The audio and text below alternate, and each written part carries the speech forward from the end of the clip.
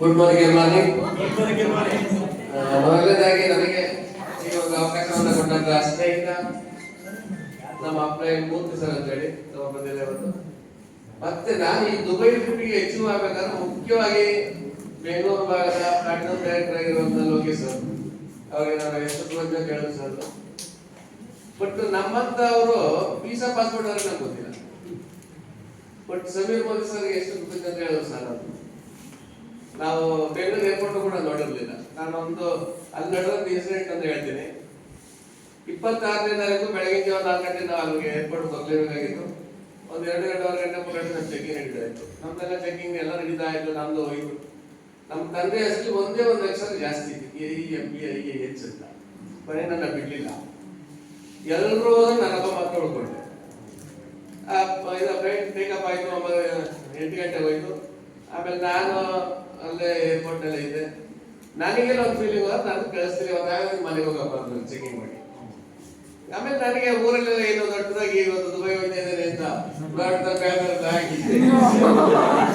ಆಮೇಲೆ ಏರ್ಪೋರ್ಟ್ಗೆ ಒಂದು 15-20 ಜನ ಬಂದು ನನ್ನನ್ನ ಬೀಳ್ಕೊಟ್ಟು. ಬಟ್ ಅದ್ರೊಳಗೆ ನಡೆದು ದೊಡ್ಡದಿದ್ದು ಏನಾಗಿರ್ಬೇಡ. ಮತ್ತೆ ನನಗೆ ಅಲ್ಲಿ ಏನು ಒಂದು ಅನಿಸ್ತು ಅಂದ್ರೆ ಇನ್ನು ಹೆಂಗಪ್ಪ ಮುಖ ಇಟ್ಕೊಂಡು ಹೋಗುದು. ಆಮೇಲೆ ಏನಾಯ್ತು ಅಂದ್ರೆ ನಿಜಕ್ಕೂ ಮೋದಿ ಕೇರಿ ಅಂತವನ್ನು ಕೂಡ ಕೈ ಬಿಡದ ಅನ್ನೋದಕ್ಕೆ ನಾನು ಸಾಕ್ಷಿ. ಆಮೇಲೆ ಮತ್ತೆ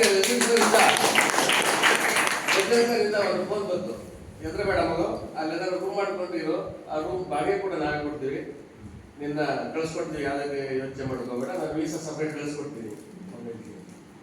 ಆಮೇಲೆ ಅದಾಯ್ತು. ಅವ್ರ ಪ್ರಕಾರ ಹೋಗಿ ರೂಮ್ ಮಾಡ್ಕೊಂಡಿದ್ದೆ. ಅಲ್ಲೊಂದು 7-8 ಕಿಲೋಮೀಟರ್ ದೂರದಲ್ಲಿ ಹೋಗಿ ರೂಮ್ ಮಾಡ್ಕೊಂಡಿದ್ದಾಗ ಮತ್ತೆ ನನಗೆ 2 ಗಂಟೆಗೆ ರಿಸರ್ವ್ ಫೋನ್ ಬಂತು. ನಿನ್ನ ಮೊಬೈಲ್ ಕಳಿಸಿದ್ದೀನಿ ಆ ವೀಸಾ, ನೀನು ಅದನ್ನ ಹೋಗು, ನಿನ್ನ 4 ಗಂಟೆ ಅಷ್ಟೇ ಹೋಗು ಏರ್ಪೋರ್ಟಿಗೆ ಅಂತ. ನಾನು 4 ಗಂಟೆ ಅಷ್ಟೇ ಏರ್ಪೋರ್ಟಿಗೆ ಹೋದೆ. ಅದೇ ವೀಸಾ ತೋರಿಸಿದೆ. ಮತ್ತೆ ಎಲ್ಲ ಚೆಕಿಂಗ್ ಎಲ್ಲ ಆಯ್ತು. ಬಟ್ ಇವರೆಲ್ಲ ಹೋಗಿದ್ದು ಇಂಡಿಗೋ ಫ್ಲೈಟ್. ಆದ್ರೆ ಅದೇ ಮೋದಿ ಕೇರ್ ಕಂಪನಿ ನನ್ನನ್ನ ಕಳಿಸ್ಕೊಟ್ಟಿದ್ದು ಶ್ರೀಮಂತರು ಓಡಾಡುವಂತ ದುಬೈ ಎಮಿರೇಟ್ಸ್.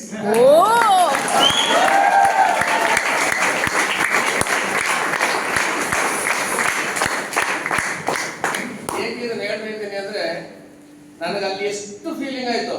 ನಾನು ಹೇಳ್ತಾರೆ ಇವಾಗ ನಾನು ಹೆಂಗಪ್ಪ ಮುಖ ಎತ್ಕೊಂಡು ಊರು ಹೋಗ್ಲಿ ಅನ್ಸಿತ್ತು. ಬಟ್ ಅದೆಲ್ಲವನ್ನ ಆ ಫ್ಲೈಟ್ ಕೂಡಲೇ ಕ್ಷಣದಲ್ಲಿ ಬರ್ತೇನೆ. ಯಾಕಂದ್ರೆ ನಮ್ಮಂತ ಸಾಮಾನ್ಯ ಜನ ಓಡಾಡುವಂತ ಫ್ಲೈಟ್ ಅಲ್ಲ ಅದು, ಯಾರೋ ಶ್ರೀಮಂತ ಓಡಾಡುವಂತ ಫ್ಲೈಟ್. ಬಟ್ ಅಲ್ಲಿ ನನ್ನ ಭಾಷೆ ಗೊತ್ತಿಲ್ಲ. ನಾನು ಅಷ್ಟೇ ಹೋಗ್ತಾ ಇದ್ದೀನಿ. ಈ ಕಡೆ ರೈಟಸ್, ಈ ಕಡೆ ರೈಟಸ್, ಈ ಕಡೆ 3 ಸೀಟು, ಮಧ್ಯಾಹ್ನ 4 ಸೀಟು, ಆ ಕಡೆ 3 ಸೀಟು, ಈ ಕಡೆ ರೆಡಿ, ಆ ಕಡೆ ರೆಡಿ, ಮಧ್ಯಾಹ್ನ ಭಾಷೆ ಗೊತ್ತಿಲ್ಲ. ಪ್ರತಿ ಸೀಟು ಕೂಡ ಒಂದೊಂದು ಟೀ ಇರ್ತದೆ. ಟಿವಿನಲ್ಲಿ ಎಲ್ಲ ನೋಡ್ತಾ ಇರ್ಬೋದು, ಫಿಲಮ್ ನೋಡ್ಬೋದು, ಎಲ್ಲ ಫಿಗರ್ ನೋಡ್ಬೋದು. ಬಟ್ ಅದು ನನಗೆ ಆನ್ ಮಟ್ಟಿಗೂ ಬರ್ತದೆ. ಬಟ್ ಅಲ್ಲಿ ಪಕ್ಕದಲ್ಲಿ ಇದ್ದಂತ ಲೇಡಿ ಒಬ್ರು ಏನ್ ಮಾಡಿದ್ರು, ಅದ್ರ ಆನ್ ಮಾಡ್ಕೊಟ್ರು. ಆಮೇಲೆ ಇಂಗ್ಲೀಷಲ್ಲಿ ಕೇಳಿದ್ರು, ನಾನು ಬೆಂಗಳೂರು ಕರ್ನಾಟಕ ಅಂತ. ಆಮೇಲೆ ಕನ್ನಡದ ಹಾಕೊಟ್ರು. ನೋಡ್ತಾ ಗೊತ್ತಿದೆ. ಈ ಪಕ್ಕದಲ್ಲಿ ನನ್ನ ಕ್ಯೂರಿಯಾಸಿಟಿ ಅದೇ ಫಸ್ಟ್ ಟೈಮ್ ಗೊತ್ತಿರೋದು. ಹೊರಗಡೆ ನೋಡ್ತಾ ಇದೆ, ಹೊರಗಡೆ ಏನ್ ಕಾಣುತ್ತಾ ಇಲ್ಲ ಅಂತ. ಬಟ್ ದುಬೈ ಅಂತಂದ್ರೆ ಹೋದಾಗ ದುಬೈ ಕಾಣುವಂತ ಇದು ಆ ಲೈಟು ಆ ಇದು ಬಗ್ಗೆ ನೋಡ್ತಾ ಇದ್ದಪ್ಪ. ಆ ಗೊತ್ತಿದಂತ ಲೇಡಿ ನನಗೆ ಬಿಟ್ಬಿಟ್ರು.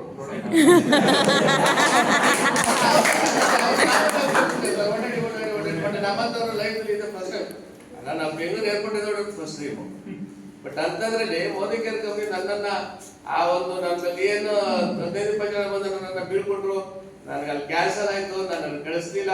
ಆ ಫೀಲಿಂಗ್ ನನಗೆ ನನ್ನಲ್ಲಿ ಇತ್ತಲ್ಲ, ಅದು ಇದಕ್ಕೆ ಏನು ಎಮಿರೇಟ್ಸ್ ಕೂಡಲೇ ನನಗೆ ಬರ್ತಾಯಿತ್ತು. ಬಟ್ ಇದೆಲ್ಲ ಆದ್ಮೇಲೆ ನಾನು ಅಪ್ಪ ಹೋಗಿದ್ದೀನಿ ಇಲ್ಲಿಂದ ದುಬೈಗೆ. ದುಬೈನಲ್ಲಿ ನನ್ನ ಫ್ಲೈಟ್ ಇದ್ರೆ ದುಬೈ ಏರ್ಪೋರ್ಟ್ ಬೆಂಗಳೂರು ಏರ್ಪೋರ್ಟ್ ಗಿಂತ 4 ಪಟ್ಟು ದೊಡ್ಡದು. ನನಗೆ ಭಾಷೆ ಗೊತ್ತಿಲ್ಲ, ಅಲ್ಲಿ ಇಳಿದಿದ್ದೀನಿ. ಮತ್ತೆ ನನಗೆ ಇಂಗ್ಲಿಷ್ ಸ್ವಲ್ಪ ಗೊತ್ತಿರೋದ್ರಿಂದ ಇಂಗ್ಲಿಷ್ ಬೋರ್ಡ್ ಎಲ್ಲ ನೋಡ್ಕೊಂಡು ಲಗೇಜ್ ಎತ್ಕೊಂಡೆ 1.5 ಗಂಟೆ ತಗೊಂಡಿದ್ವಿ. ಇಲ್ಲಿ ಬೆಳಗ್ಗೆ ನೈಟ್ 9 ಗಂಟೆ ಟೇಕಪ್ ಆಯ್ತು. 11:30ಗೆ ಏರ್ಪೋರ್ಟ್ ಅಂತ ಇಳಿದು ದುಬೈ ಏರ್ಪೋರ್ಟ್ ಅಲ್ಲಿ ಸುಮಾರು 1.5 ಗಂಟೆ ನಾನು ಏರ್ಪೋರ್ಟ್ ಹೊರಗಡೆ ಹೋಗೋಕೆ ಟೈಮ್ ತಗೊಂಡಿದ್ದೆ ನೋಡ್ಕೊಂಡಿದ್ದಕ್ಕೆ. ನಾನು ಹೊರಗಡೆ ಹೋದ ಕೂಡಲೇ ಮೋದಿ ಕೇರ್ ಬಾವುಟ ಹಿಡ್ಕೊಂಡು ಕಾರ್ ನಿಲ್ಸ್ಕೊಂಡು ಕಾಯ್ತಾ ಇದ್ದೆ.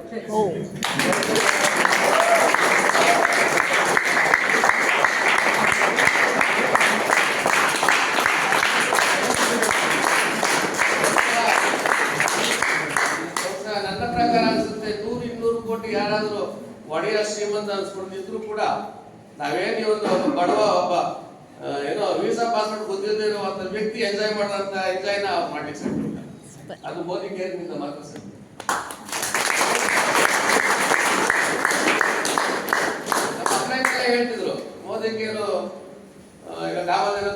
ಅಂತ.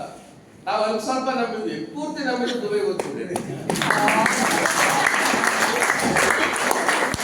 ಮಾಡಿ ಸ್ನೇಹಿತರೆ, ಒಬ್ಬನೇ ಒಬ್ಬ ವ್ಯಕ್ತಿನ ಬೆಂಗಳೂರಿಂದ ದುಬೈವರೆಗೂ ಐಷಾರಾಮಿ ಶ್ರೀಮಂತ ಓಡಾಡುವಂತ ಒಂದು ಟಿಕೆಟ್ ಬುಕ್ ಮಾಡಿ ವೀಸಾ ಸಪರೇಟ್ ಕೊಟ್ಟು ಕಳ್ಸಿಕೊಟ್ಟಿದೆ. ದುಬೈ ಏರ್ಪೋರ್ಟ್ ಅಲ್ಲಿ ನನಗೋಸ್ಕರ ಒಂದು ಕಾರ್ ಕಾಯ್ಕೊಟ್ಟಿದ್ದಾರೆ ಅಂದ್ರೆ ಅದು ಮೋದಿಗಿರಿಂದ ಮಾತ್ರ ಸಾಧ್ಯ, ಬೇರೆ ಎಲ್ಲರೂ ಸಿಗಿಲ್ಲ.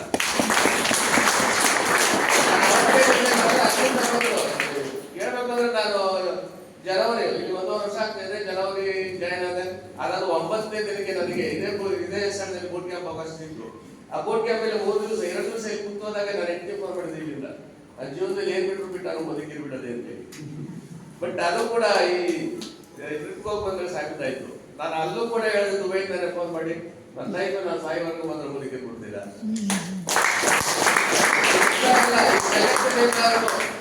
ಎಲ್ಲಾ ಶ್ರೀಮಂತದ್ದು ಏನಾದ್ರು ಇದ್ರೆ ನಮ್ಮಂತ ಬಡವರಿಗೆ, ಶ್ರೀಮಂತರಿಗೆಲ್ಲ ಶ್ರೀಮಂತ ಏನಾದ್ರು ಎಂಜಾಯ್ ಮಾಡ್ತಾರೆ. ನಮ್ಮಂತ ಬಡವರು ಬೆಂಗಳೂರು ಏರ್ಪೋರ್ಟ್ ಕೂಡ ನಮ್ಗೆ ಗೊತ್ತಿಲ್ಲ, ವೀಸಾ ಪಾಸ್ಪೋರ್ಟ್ ಅವ್ರಿಗೆ ಗೊತ್ತಿಲ್ಲ. ಅಂತ ವ್ಯಕ್ತಿನ ಈ ಮಟ್ಟಕ್ಕೆ ಮೋದಿಗೆ ನಡೆಸ್ಕೊಡ್ತದೆ ಒಬ್ಬನೇ ಒಬ್ಬ ವ್ಯಕ್ತಿನ ಅಂದ್ರೆ ಬೇರೆ ಎಲ್ಲರೂ ಈ ಜಗತ್ತಲ್ಲಿ ಸಾಧ್ಯ ಇಲ್ಲ. ಯೋಚನೆ ಮಾಡಿ. ಅದಾಯ್ತಾ, ಪುನಃ ನನ್ನ 1.5 ಗಂಟೆಯಲ್ಲಿ ನೈಟ್ 1:30-1:45 ಗಂಟೆ ಸರ್ ನಾನು ರೂಮ್ ಹೋದಾಗ ಕಾರಲ್ಲಿ ಕರ್ಕೊಂಡು ಹೋದ್ರು. 1:45ಗೆ ಬಟ್ಟೆಗೆ ಹೇಳಕ್ ಕುಳಿತಿದೆ. ನೈಟ್ 1:45ಗೆ ರೂಮ್ ಊಟ ಬಂದಿದೆ ಒಬ್ಬ ವ್ಯಕ್ತಿಗೆ. ನೈಟ್ 1:45ಗೆ ರೂಮ್ ಊಟ ಬಂದಿದೆ ಅಂದ್ರೆ ಮೋದಿಕೇರು ಕೆಲಸ ಮಾಡುವಂತ ಯಾವ ರೀತಿ ನಡೆಸ್ಕೊಳ್ತದೆ ಅಂದ್ರೆ, ಬಟ್ ನಾವು ಅವ್ರಿಗೆ ಎಷ್ಟು ಚಿಮೃಣಿ ಆಗಿರ್ಬೇಕು, ನಾವೆಷ್ಟು ಕೆಲಸ ಮಾಡಬೇಕು.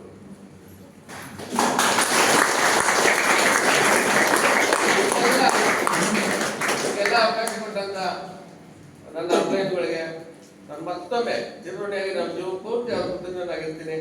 ಮತ್ತೆ ಮುಖ್ಯವಾಗಿ ನಾವು ಸಮೀರ್ ಮೋದಿ ಸರ್ಗೆ ನಾವು ಎಷ್ಟೇ ಕೃತಜ್ಞತೆ ಅಂತ ಹೇಳೋದು ಸಾಲ ಅಂದು. ನಮ್ಮಂತ ಬಡವರು ಉದ್ಧಾರ ಮಾಡಕ್ ಬಂದಿರೋ ಕಾಮಧೇನು. ಬಟ್ ಅವ್ರನ್ನ ನಾವು ಬೆಳಗ್ಗೆ ಇಲ್ಲದ್ರೆ ಯಾವ ರೀತಿ ದೇವ್ರು ನೆನೆಸುತ್ತೇವೆ, ಬೆಳಗ್ಗೆ ಸಮೀರ್ ಮೋದಿ ಸರ್ ನೆನೆಸುತ್ತಿರ್ತದೆ. ಅವ್ರು ನೆನೆಸ್ಕೊಳ್ಳೋದು ಯಾವ ರೀತಿ ಅಂದ್ರೆ ನಾವು ಫೀಲ್ಡ್ ಕೆಲಸ ಮಾಡಿದ್ರೆ ಮಾತ್ರ. ಬರೀ ಬಾಯಿ ಮಾತಿಂದ ಹೇಳೋದು ಸಾಲದು, ನಾವು ವರ್ಕ್ ಮಾಡ್ಬೇಕು. ವರ್ಕ್ ಮಾಡಿದಾಗ ಅವ್ರು ಖುಷಿ ಆಗ್ತದೆ. ಅವರು ನಮಗೇನ್ ಕೊಟ್ಟಿದಾರೋ ನಾವು ಅವ್ರಿಗೆ ಸ್ವಲ್ಪ ಕಾಣಿಕೆ ಅರ್ಪಿಸಿದಾಗ ಆಗ್ತದೆ. ಬಟ್ ಅವ್ರಿಗೇನು ನಮ್ಮಿಂದ ಇರಲಿಲ್ಲ, ಅವ್ರಿಂದ ನಾವು ಉದ್ಧಾರ ಆಗ್ತದೆ.